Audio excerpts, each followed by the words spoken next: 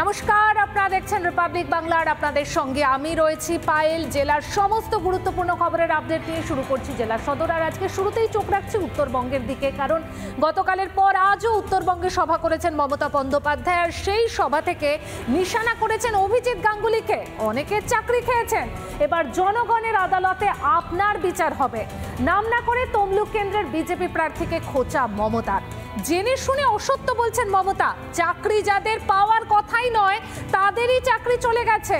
মমতাকে পাল্টা জবাব দিলেন অভিজিৎ গাঙ্গুলি। বৃহস্পতিবারের পর শুক্রবারে উত্তরবঙ্গে সভা মমতার। আলিপুরদুয়ারের তৃণমূল প্রার্থী প্রকাশজিৎ বড়াইকের সমর্থনে প্রচার। তুফানগঞ্জের সেই সভা থেকে প্রাক্তন বিচারপতি তথা তমলুকের বিজেপি প্রার্থী অভিজিৎ গাঙ্গুলিকে নিশানা করলেন মমতা। আমি ওনার বিরুদ্ধে ছাত্র নেতাকে প্রার্থী করেছি, দেবাংশুকে। দেবাংশু ছুটিয়ে বেড়াক। আর আমি চাই আপনি বিচার দিয়ে ছেলে মেয়েদের চাকরি খেয়ে নিয়েছেন অনেক ছাত্রছাত্রীর। আজকে জনগণ বিচার দিয়ে আপনার চাকরি খাবে, এটা মাথায় রাখবেন।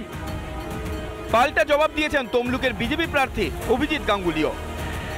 মমতা বন্দ্যোপাধ্যায় যেটা লুকিয়ে যাচ্ছেন সেটা হচ্ছে প্রকৃতপক্ষে যোগ্য লোকেদের চাকরি চুরি করে অযোগ্য লোকেদের সেই চাকরি দিয়েছিলেন টাকার বিনিময়ে। ফলে এই যে উনি বলছেন যে অনেক লোকের চাকরি খেয়েছেন, এটা উনি সব জেনে শুনে অসত্য কথা বলছেন। এবং চাকরি যাদের করাই উচিত না অথচ তারা চাকরি দিয়েছিলেন, আমি শুধুমাত্র তাদেরই চাকরির টার্মিনেট করেছিলাম।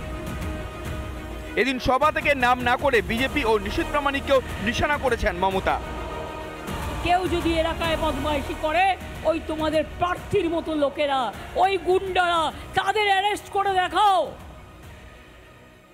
আমি তো আমাদের কর্মী আরাবুলকে অ্যারেস্ট করতে পারি, শাহজাহানকে অ্যারেস্ট করতে পারি, তাহলে তোমরা কেন গুন্ডাকে হোম মিনিস্টার রাখো? পাল্টা জবাব ধেয়ে এসেছে বিজেপি শিবির থেকেও। শাহজাহানকে কোথায় অ্যারেস্ট করতে পেরেছে? যখন হাইকোর্ট একটা প্রেশার দিয়েছে, বলেছে যে সিবিআই অ্যারেস্ট করতে পারে বা ইডি অ্যারেস্ট করতে পারে বা পুলিশও অ্যারেস্ট করতে পারে, তখন তারা ভয় পেয়ে পাচ্ছে শাহজাহানকে সিবিআই বা ইডি যদি প্রথমে অ্যারেস্ট করে ফেলে তাহলে সমস্যা হতে পারে। সেই জন্য তার পুলিশ শাহজাহানকে সুরক্ষা দিয়ে রাখছিল। তারা শাহজাহানকে যে সুরক্ষাটা দিয়ে রাখছিল তার বদলে তাকে নিয়ে থানায় যায়। লোকসভা ভোটে তৃণমূলের পাখির চোখ উত্তরবঙ্গ। সেখানেই আজ জোড়া সভা মমতার। আলিপুরদুয়ার ও জলপাইগুড়ি 2019 সালের লোকসভা ভোটে এই দুটি আসনে জিতেছিল বিজেপি। মানুষকে কি তাই ভুল বোঝানোর মরিয়া চেষ্টা তৃণমূল নেত্রীর?